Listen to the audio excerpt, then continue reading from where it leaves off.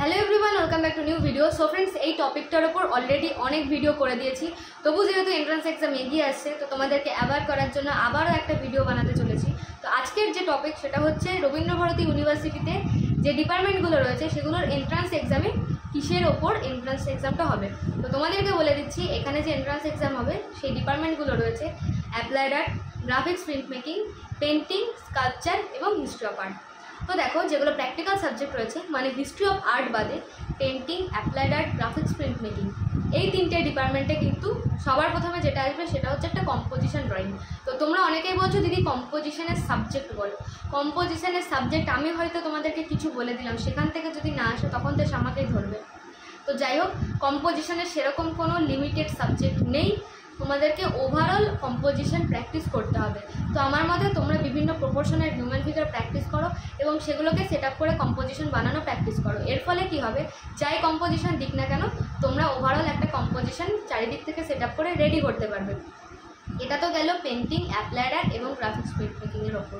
তো এর সাথে এই তিনটে ডিপার্টমেন্টে কিন্তু আর একটা জিনিস থাকবে, সেটা হচ্ছে এসে রাইটিং।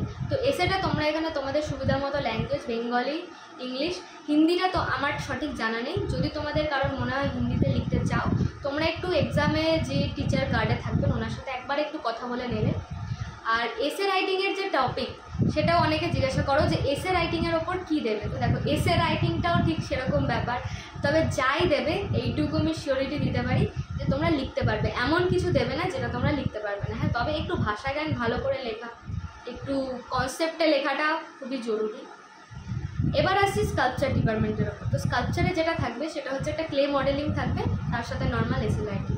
তো এখানেও ক্লে মডেলিং কী দেবে সেটা বলা মুশকিল। আমাদেরকে যাই বানাতে দেওয়া হোক সমস্ত সাইজ মেনশন করে দেওয়া হবে, সম্ভবত মাটিটাও প্রোভাইড করবে, আর তোমরা তোমাদের ক্লে টুলস সমস্ত কিছু নিয়ে যাবে।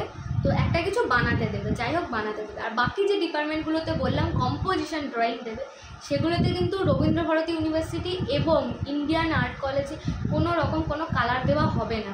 তো বেকার এই মানে দুটো কলেজে কালার নিয়ে চিন্তা করে লাভ নেই। কালার আছে গভর্নমেন্ট আর্ট কলেজে, সেটা নিয়ে টোটাল একটা ভিডিও বানিয়ে দেবো গভর্নমেন্ট আর্ট কলেজের এন্ট্রান্সকে সম্পূর্ণ আলাদাভাবে। তো যাই হোক, এই হচ্ছে বিষয় কি আসবে। তো তোমাদেরকে আমি সাবজেক্ট ওইভাবে কিছু বলতে পারবো না। তোমরা বাজার, রাস্তার ধার, ফুড স্টল, যে কোনো দোকান, মিষ্টির দোকান, বই খাতার দোকান, জামা কাপড়ের দোকান, তারপরে বস্তি, এরকমভাবে প্র্যাকটিস করতে থাকো। কি আসবে বলা মুশকিল, তোমরা জাস্ট প্র্যাকটিস করতে থাকো তাহলেই হবে। আর হিউম্যান ফিগার যেগুলো আসবে একটু ধরে ধরে কাজ করার চেষ্টা করবে, লাইন ড্রয়িং করবে, শেডিং করার কোনো দরকার নেই। ব্যাস, ওভারঅল এই আসবে এক্সামে, আর এক্সট্রা করে কিছু বলার নেই। যাই হোক, নেক্সট ভিডিওতে গভর্নমেন্ট আর্ট কলেজের এন্ট্রান্স এক্সাম সম্পর্কে ডিটেলসে ভিডিও দেবো। সো জানতে চাইলে please subscribe my channel and please press the bell icon for get the first notification. Thank you so much for watching this video.